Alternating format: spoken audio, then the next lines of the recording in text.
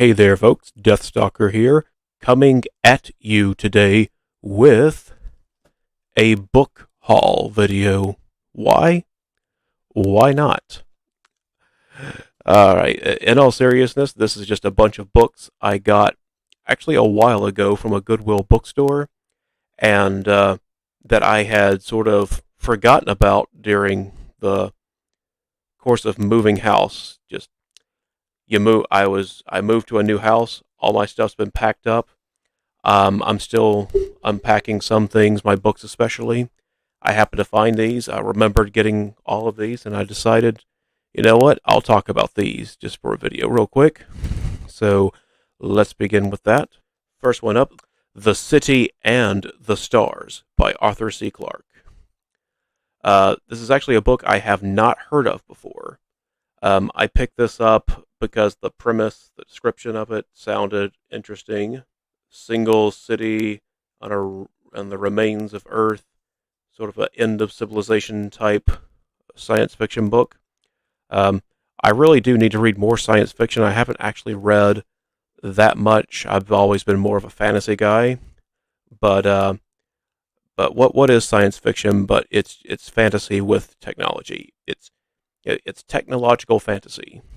So no reason why I shouldn't look more into it. And this one just seemed interesting, so I picked it up. Continuing with the science fiction theme, this is a science fiction anthology, In Dreams Awake. I picked this up just because these are all authors that I have read and like, or have heard about and really want to read more of. This is just to continue my goal of reading more science fiction. All right. The next book is The Wayfarer Redemption by Sarah Douglas. I know nothing about this book.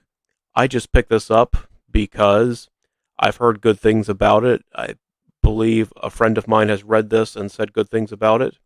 And secondly, the cover art looked pretty interesting. It drew my attention. It makes me wonder what's going on. What are these characters doing? And I like seeing that in old books. It's something that contemporary publishing doesn't seem to have an understanding of. A good way to bring up book sales is invest in having interesting cover art. And that's going to make people pause and stop and wonder what your book's about. So quit making generic book covers. Get interesting book covers, publishers. I'm going to check this out and see how I like it. The next book I have, Tarzan and the Jewels of Opar. I have actually never read any of the Tarzan books, which is a shame because I feel like I would enjoy them. I'm in general, I'm trying to read more of Edgar Rice Burroughs books because he is also a somewhat big deal in the fantasy sword and sorcery genre. Of course, with his Mars series, his John Carter of Mars series, big in the sword and planet subgenre. So I do plan on reading and discussing the Mars trilogy at some point. I want to read his Tarzan books and talk about them. I don't believe this is the first Tarzan book, but it's the one I found and the one I'm going to check out. The next book, Idols of the King by Alfred Lord Tennyson. The reason I picked this book up is that I want to refamiliarize myself with how to read poetry. When I was a kid, I learned a little bit about poetry from my great-grandmother, who was a very big fan of Emily Dickinson. And through her, I ended up reading a lot of Emily Dickinson poems and poetry by similar poets. And while I remember thinking that they were very well-crafted stories, like they knew how to use words well, as far as the content went, I'm just not that big of an Emily Dickinson fan. So for the longest time, I thought, maybe poetry just isn't for me. But I gained a new perspective on that in college when I took an Old English course. During that course, a big thing of that course is just taking passages written in Old English and then translating them into modern English. I ended up translating Beowulf, or sections of Beowulf, from Old English to modern English. And let me tell you, that really improved how I felt about poetry and how poetry could make a story beautifully written. Like, not just the story itself was good, but the way that it's spoken about, the words that are used can really improve a story. Because let me tell you, Beowulf in Old English sounds so much better than it does in modern English. Like, it's still good in modern English. You should read Beowulf, but if you can teach yourself how to read a little bit of Old English, and it is daunting at first, but it's actually not that difficult. At least I didn't think so.